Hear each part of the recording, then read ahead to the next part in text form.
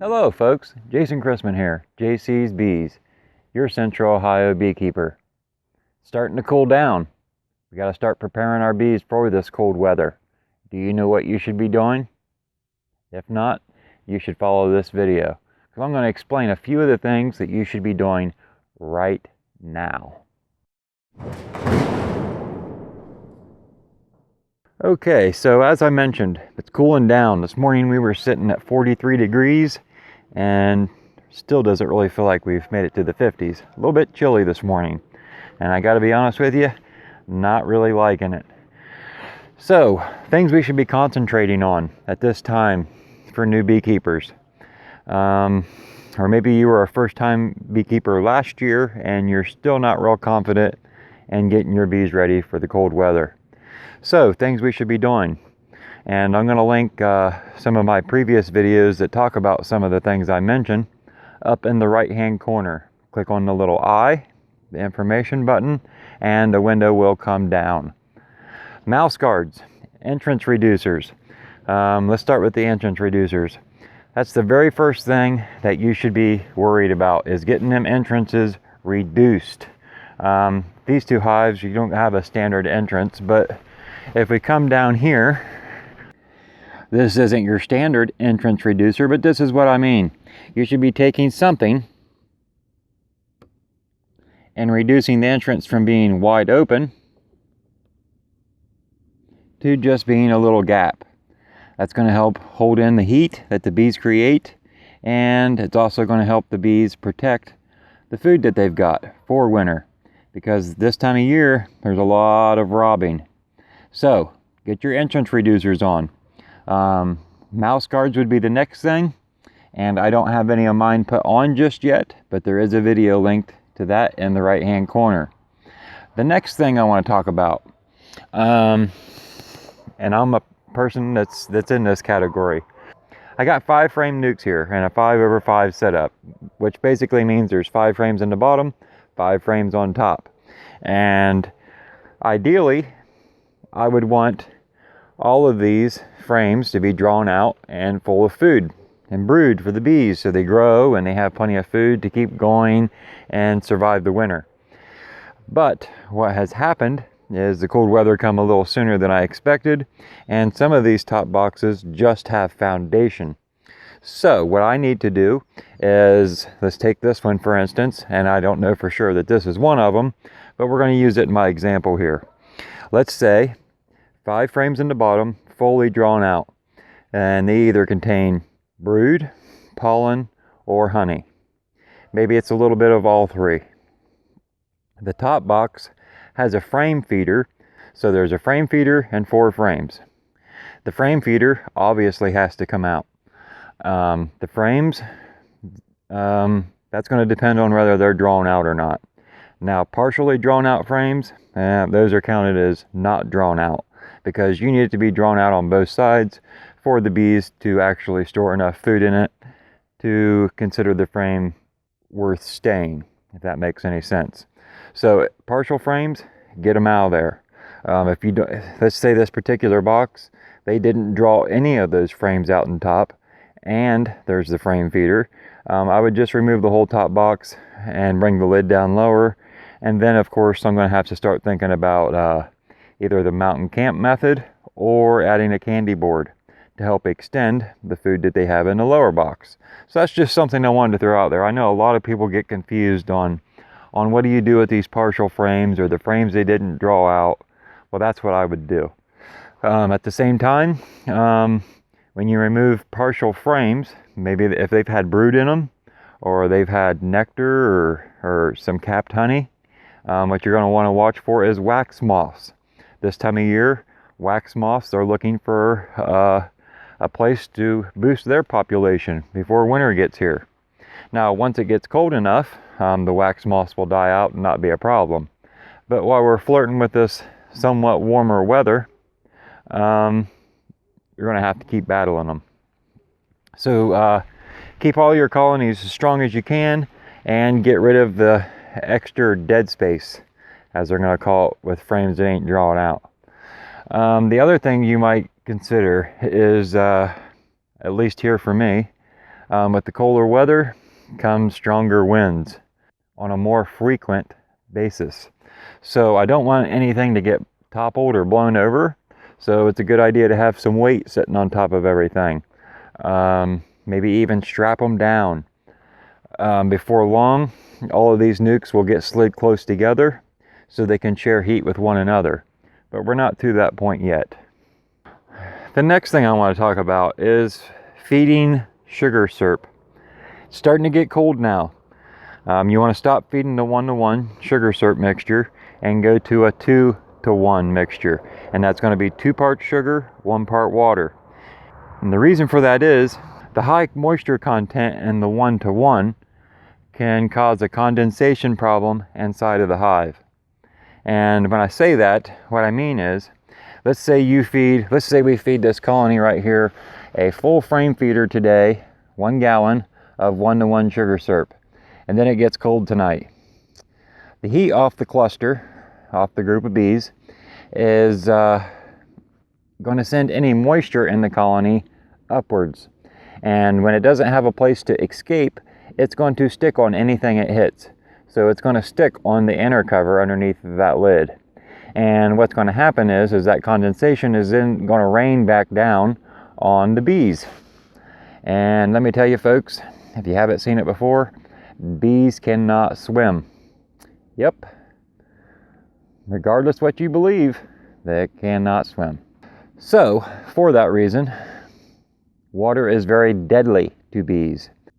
It's not the cold air that will kill your bees. It's moisture or water.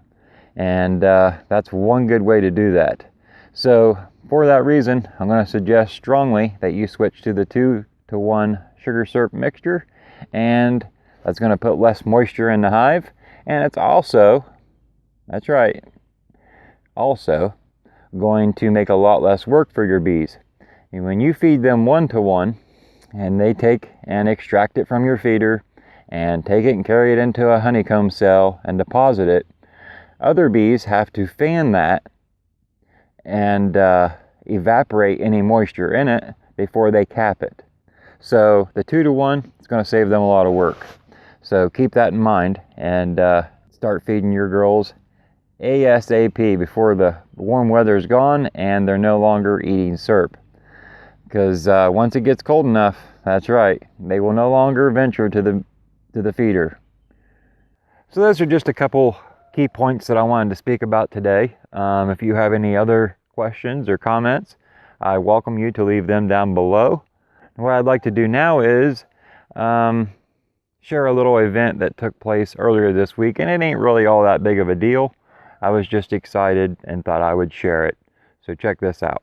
So I went to the farm this morning to do my normal everyday morning cattle chores, and with the intentions of cutting some firewood after the chores. Well, we had a heavy rain last night and everything was just soaked to death. So for that reason, I didn't cut any firewood. But what I did do was dig up some of the native asters growing at the farm to bring here and plant in my bee yard at the house. I got some of the light purple. I got the purple dome, the darker purple, and here's some more of the lighter purple. And I even got one little tiny plant of the Lady in Black. All asters, and I'm very excited to plant them. So I'm going to get them all laid out here and I'll show you exactly what I did get.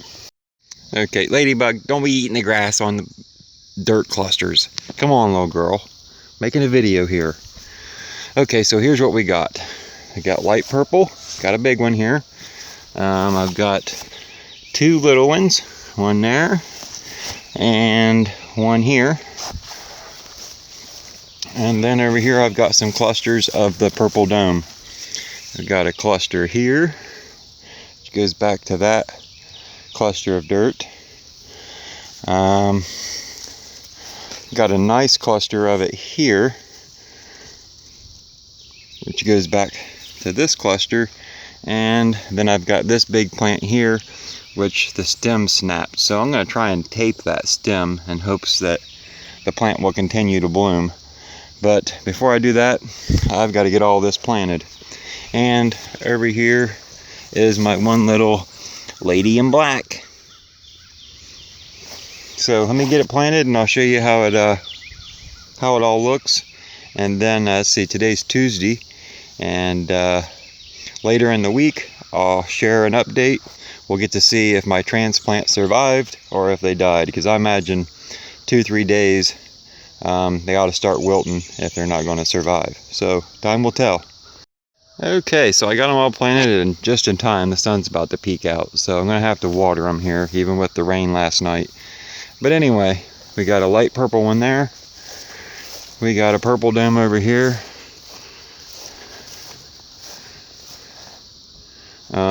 This is the one that actually had the crack in the stem. So I did take some paper painter's tape and wrap around there a few times, and that has strengthened it up. But until it gets used to this area and the roots start to grow down in a little bit, I've got a stick up here, keep it from blowing around and maybe breaking any more. Purple dome. There's the light purple.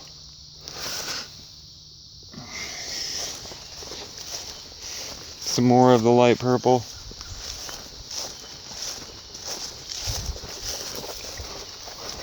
Lady in black. Purple dome. And over here is some of the white button, which I think is actually called fleabane. This in here was in a pasture that I mowed quite a bit this year at the farm, and for that reason it's very, very thick. You can see it's about to bust open and several hundred blooms. So transplanted this one here. So that should give me some nice aster growing here in the bee yard in years to come, and hopefully it'll spread a little bit, get a little bit thicker. I don't know that I showed you this one. This is a purple dome. Oh no, this is the light purple. I apologize. Either way, very pretty. So there you go, folks. Sometimes you just got to take a chance and try new things, and that's what I'm doing to try and get some asters of some different varieties growing on my property. Pretty excited. So now to follow up on those plants, they all did live. Here's the light purple. Here is the purple dome. And it's the one I taped. So very pleased that it did survive. We got a light purple here.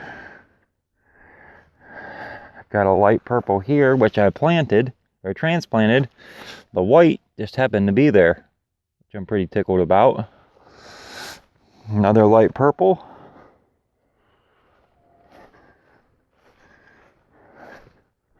There's my lady in black. And another purple dome. So they all did live. So just goes to show this weather can be in your favor if you use it right.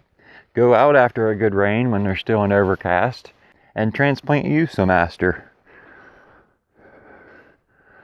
God knows there's plenty of it around. So there you go, folks. There's a few pointers, help you out, help you get your hives prepared, start to get them prepared for winter. I will continue to speak about preparing your hives for winter every week up until we get to the cold, frigid crap. Yeah, I called it crap.